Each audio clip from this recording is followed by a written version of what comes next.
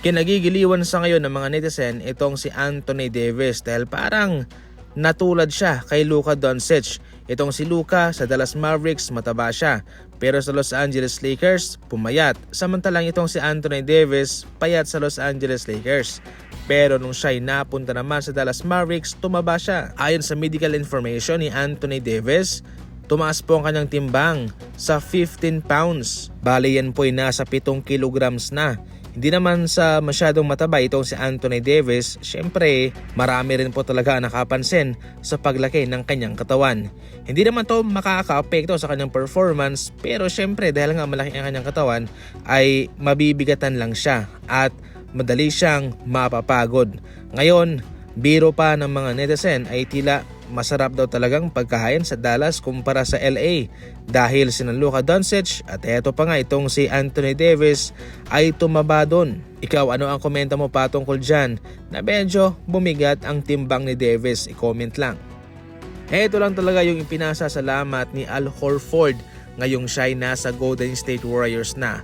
Sa kanyang media day, sapagkat siya'y nahuli po sa media day ng Golden State Warriors, nagkaroon po siya ng kanyang sariling media day at ayon pa sa kanyang interview, ito yung kanyang sinabi: "I'm excited to be on the floor with Stephen Curry." Malaki ang pasasalamat nitong si Al Horford sapagkat hindi niya na kinailangang habulin pa itong si Stephen Curry para siya'y bantayan, para siya'y butatain sapagkat siya at si Stephen Curry ay nasa isang koponan na. Hindi lang itong si Al Horford ang nagreklamo patungkol dyan sa paghabol kay Stephen Curry. Actually, marami na talaga na off the ball. Sobrang bilis pong tumakbo nitong si Stephen Curry at kung siya'y maabutan mo man, wala na, nakatira na siya. Nasa ring na ang bola, huli ka na.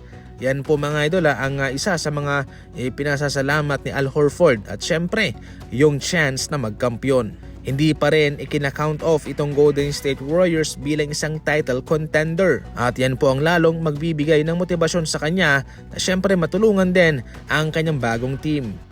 Samantala sa sobrang excited ni Copper Flag na maglaro, kahit na sa kanilang mga drill ay hindi man lang ito umupo. Ayon pa mismo kay Klay Thompson, wala raw ni isang drill ang inupuan nitong si Copper Flag. Ibig sabihin nun ay hindi siya nagpapahinga. Kung tutuusin, pwede naman siyang wag na lang mag-participate. Pero syempre mas pinili niya sapagkat ganoon talaga ang isang rookie. Sobrang excited at nakatanggap siya ng mga papuri dahil dyan.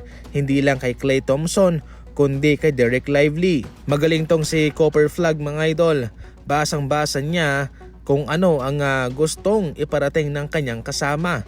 Sa depensa, wala ka ring masabi, napakalisto. Sa kanyang kataasan ay madali lang para sa kanyang mang-block, depensahan ang kanyang kalaban. At sa 3-point line, wala ka ring masabi sapagkat nakakapasok din po siya. Yan ang muna sa ngayon.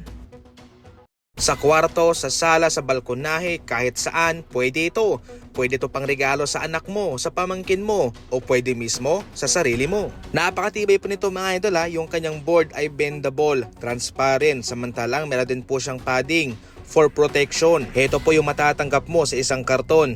Marami na, matibay pa. Naka-sale to ngayon at malaki ang matitipid mo. Perfecto sa inuman, sa mga friends mo. Nasa comment section lang po ang link. Maraming salamat po.